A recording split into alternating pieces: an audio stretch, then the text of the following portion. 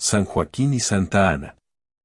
Los padres de la Virgen María, 26 de julio. Sobre Joaquín y Ana, padres de María, no hay referencias en la Biblia y no hay informaciones verídicas. Las que nos han llegado hoy se derivan de textos apócrifos como el Protoevangelio de Santiago y el Evangelio del Pseudo Mateo, así como de la tradición. El descendencia, signo del amor de Dios. Ana parece haber sido hija de Achar y hermana de Esmeria, quien fuera madre de Isabel y por lo tanto abuela de Juan el Bautista. Joaquín es descrito como un hombre virtuoso y muy rico del linaje de David, que solía ofrecer una parte de las ganancias de sus bienes al pueblo y una parte en sacrificio a Dios. Ambos viven en Jerusalén. Casados, Joaquín y Ana no tienen hijos por 20 años. No generar descendencia, para los judíos en aquel tiempo era una señal de la falta de bendición y favor de Dios. Por lo tanto, un día, al llevar sus ofrendas al templo, Joaquín es increpado por un tal Rubén, tal vez un sacerdote o un escriba indigno por no haber procreado. De hecho, según él no tiene derecho a presentar sus ofrendas. Joaquín, humillado y escandalizado por esas palabras, decide retirarse al desierto y durante 40 días y 40 noches implora a Dios, entre lágrimas y ayunos, que le dé una descendencia. Ana también pasó días en oración pidiendo a Dios la gracia de la maternidad. El anuncio del nacimiento de María. Las súplicas de Joaquín y Ana son escuchadas en el cielo, por lo que un ángel se les aparece por separado y les advierte que están a punto de convertirse en padres. El encuentro de los dos en la puerta de la casa de ambos, después del anuncio, se enriquece con detalles legendarios. El beso que la pareja de esposos intercambia fue dado ante la puerta de oro de Jerusalén, el lugar donde, según la tradición judía, se manifestó la presencia divina y el advenimiento del Mesías. Se amplía aún la iconografía de este beso frente a la famosa puerta que los cristianos creen que es por la que Jesús hizo su entrada en la ciudad santa el Domingo de Ramos. Meses después del regreso de Joaquín, Ana da a luz a María. La niña es criada en el cuidado amoroso de su padre y de su madre, en la casa que estaba ubicada cerca de la piscina de Betesda. Allí, en el siglo XII, los cruzados construyeron una iglesia, todavía existente, dedicada a Ana, que educó a su hija en las artes domésticas. El culto. Cuando María cumple 3 años, para dar gracias a Dios, Joaquín y Ana la presentan en el templo para consagrarla al servicio del mismo templo, como habían prometido en sus oraciones. Los apócrifos no informan nada más sobre Joaquín, mientras que sobre Ana dicen que vivió hasta los 80 años de edad. Sus reliquias fueron guardadas durante mucho tiempo en Tierra Santa, luego trasladadas a Francia y enterradas en una capilla excavada bajo la Catedral de Apt. Su descubrimiento e identificación serían acompañados más tarde por algunos milagros. Luego en Occidente y a lo largo de los siglos la Iglesia los ha recordado en diferentes fechas. En 1481, el Papa Sisto IV introdujo la fiesta de Santa Ana en el breviario romano, fijando la fecha de la memoria litúrgica en el 26 de julio, transmitida como Día de la Muerte. En 1584, Gregorio XIII introdujo la celebración litúrgica de Santa Ana en el misal romano, extendiéndola a toda la Iglesia. En 1510, sin embargo, fue Julio II quien introdujo la memoria de San Joaquín en el calendario litúrgico el 20 de marzo, que fue trasladado varias veces a lo largo de los siguientes siglos. Con la reforma litúrgica que siguió al Concilio Vaticano II en 1969, los padres de María fueron reunidos en una sola celebración el 26 de julio. Joaquín, padre de María. Padre de la Virgen María. Joaquín, significa, aquel a quien Yahvé levantó. Las genealogías de Jesús en los evangelios de Mateo y Lucas no especifican el nombre de los padres de María, pero parece que nombran a 2 padres diferentes para su esposo José. Muchos académicos, empezando por Juan Damasceno en el siglo VIII, y sobre todo los académicos protestantes, Han argumentado que la genealogía del Evangelio de Lucas es el árbol familiar de María y que su padre se llamaba Elí. El Talmud de Jerusalén también habla de María como hija de Elí. Se ha argumentado que Elí, Eliakim y Joaquín son versiones del mismo nombre.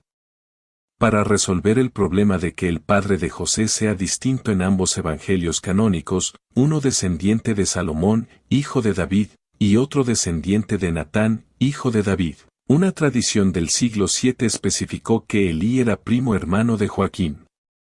De acuerdo con la tradición, Ana nació en Belén, región de Judea, y se casó con Joaquín, que era de Nazaret, región de Galilea. Ambos eran descendientes del rey David.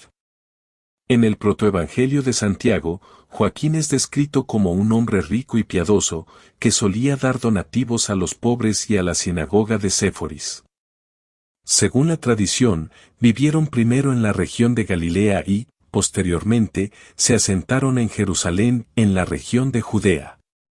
No obstante, el sumo sacerdote rechazó a Joaquín y a su sacrificio animal en el templo porque su falta de hijos fue interpretada como un signo de desaprobación divina. Joaquín se fue al desierto y ayunó durante 40 días como penitencia.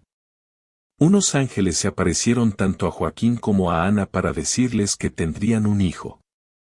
Tras esto, Joaquín regresó a Jerusalén y abrazó a Ana en una puerta de la ciudad. Había una creencia antigua de un hijo nacería de una mujer mayor y que estaría destinado a hacer grandes cosas. En el Antiguo Testamento se cuenta una historia similar de otra mujer llamada Ana, que fue la madre del profeta Samuel.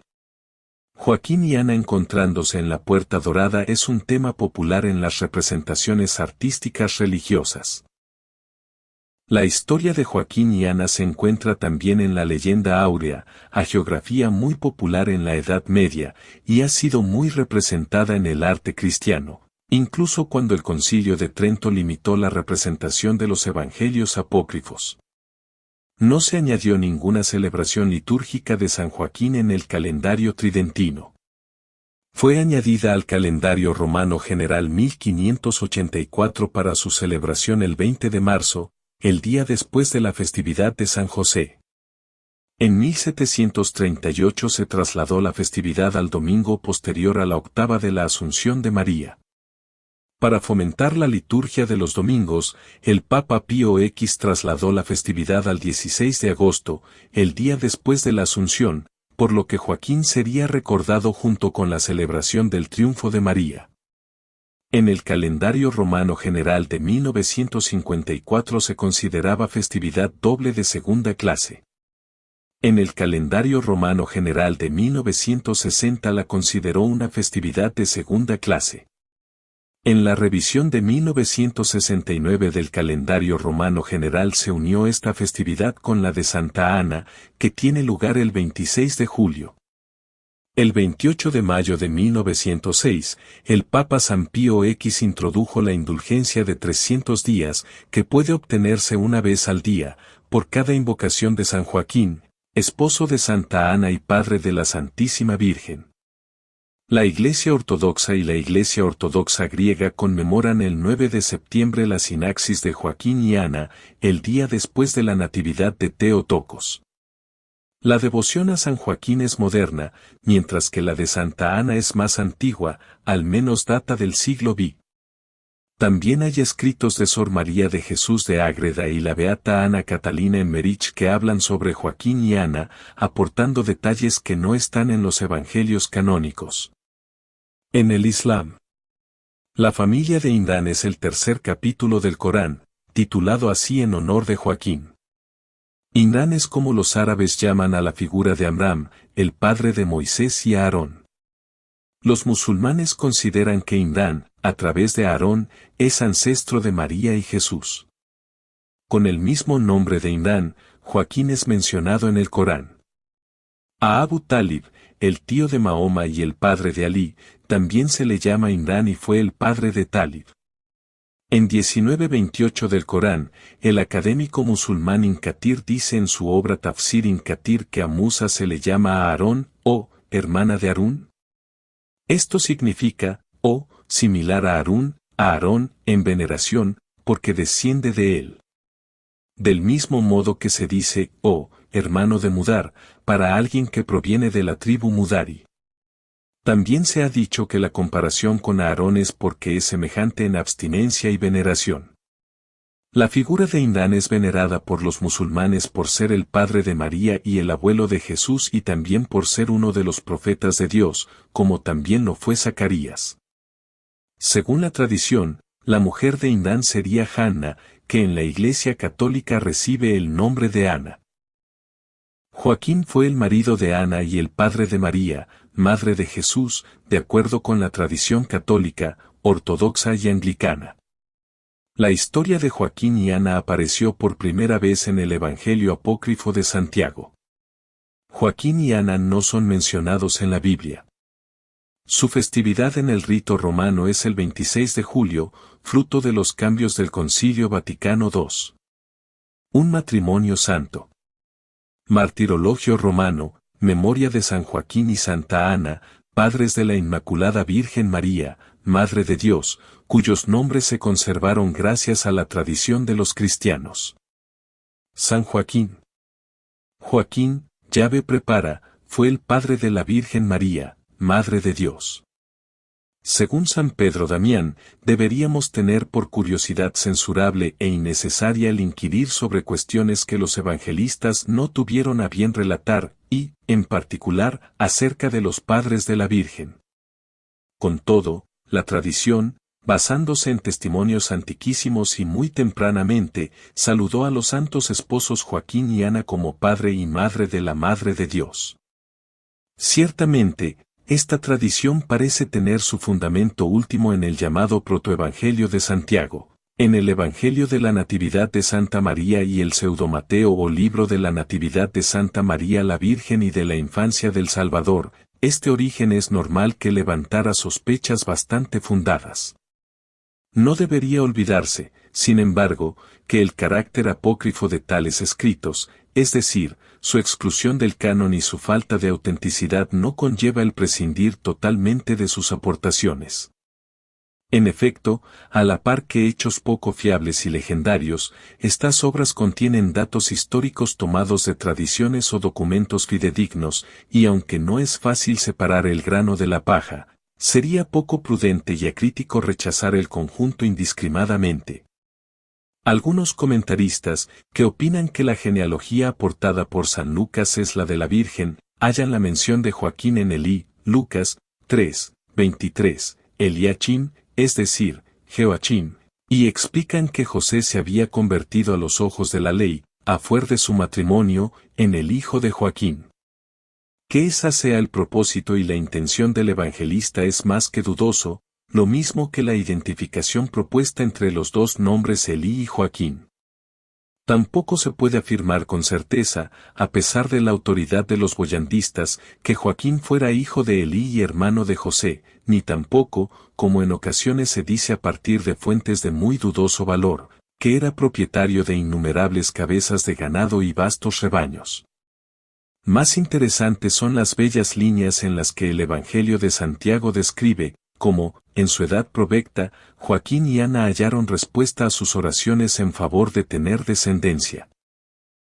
Es tradición que los padres de Santa María, que aparentemente vivieron primero en Galilea, se instalaron después en Jerusalén, donde nació y creció Nuestra Señora, allí también murieron y fueron enterrados. Una iglesia, conocida en distintas épocas como Santa María Ubinata Est, Santa María Improbática, Sagrada Probática y Santa Ana fue edificada en el siglo IV, posiblemente por Santa Elena, en el lugar de la casa de San Joaquín y Santa Ana, y sus tumbas fueron allí veneradas hasta finales del siglo IX, en que fue convertida en una escuela musulmana.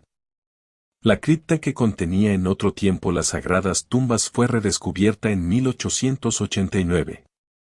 San Joaquín fue honrado muy pronto por los griegos, que celebran su fiesta al día siguiente de la Natividad de Nuestra Señora. Los latinos tardaron en incluirlo en su calendario, donde le correspondió unas veces el 16 de septiembre y otras el 9 de diciembre.